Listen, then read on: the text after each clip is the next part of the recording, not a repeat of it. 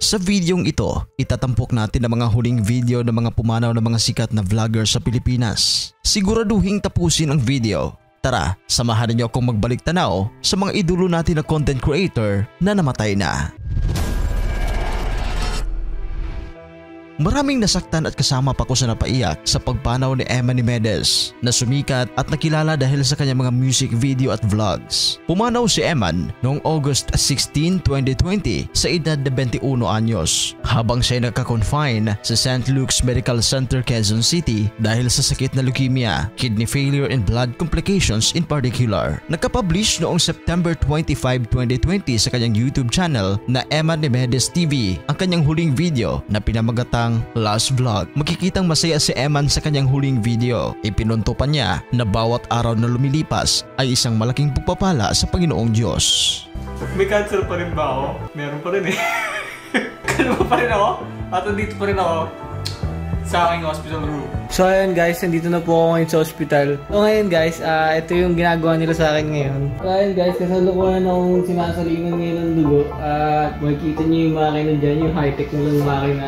Alam ko hindi pa rin ninyo makakalimutan ang unang love team sa YouTube na minahal nating lahat. Sila ang Jamich, kung saan nagbigay sa atin ng kilig noon dahil sa kanilang mga music video at short films ni na Jam Sebastian at Michelle Lingayo. Noong Enero 2014, na-diagnose si Jam na may stage 4 lung cancer. Namatay siya noong March 4, 2015, 16 days bago ang kanyang 29th birthday. May 17, 2014, nagka-publish ang kanyang huling video sa kanyang YouTube channel na Jamich TV. Ang video ay pinamagatan na Girlfriend Proposes to Her Boyfriend, Jamich Proposal. Sa kabila ng proposal na ito ni Michelle ay may sakit na cancer na si Jam. Panoorin ang video.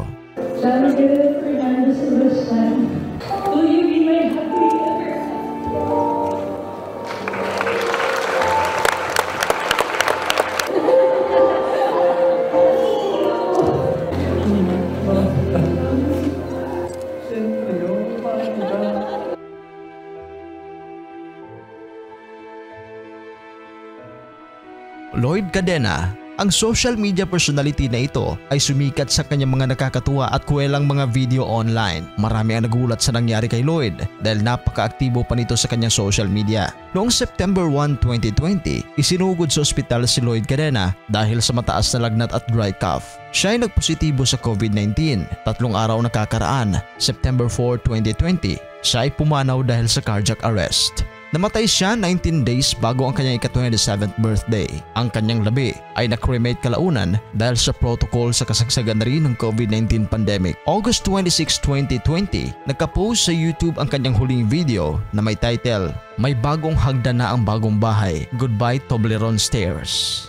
Lloyd Cadena Vlogs number 376. Bakit hindi na lang kayo nagpagawa ng bahay? Well, number one, my answer will be, hindi namin kaya magpagawa ng bahay dahil wala pa kaming ganong kalaking budget. Malaki kasi yung kailangan para ipatayo yung bahay. So, ang kinuha naming bahay ay yung loan.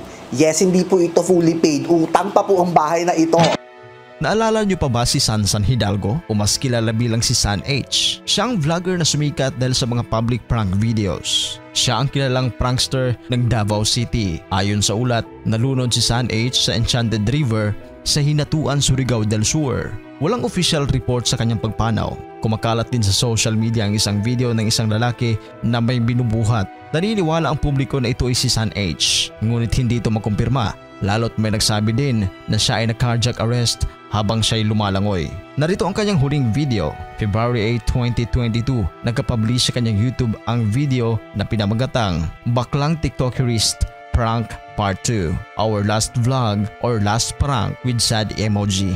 Caption naman sa baba nakalagay, "Ito po ang aming huling video na nagawa para sa inyong lahat. Maraming salamat sa pagsuporta kay San H mula sa umpisa hanggang sa huli. Naway manatili ang kaligayahan sa ating mga puso, ka-thriller." Ako din toxic naman ako. Pero sa dance floor.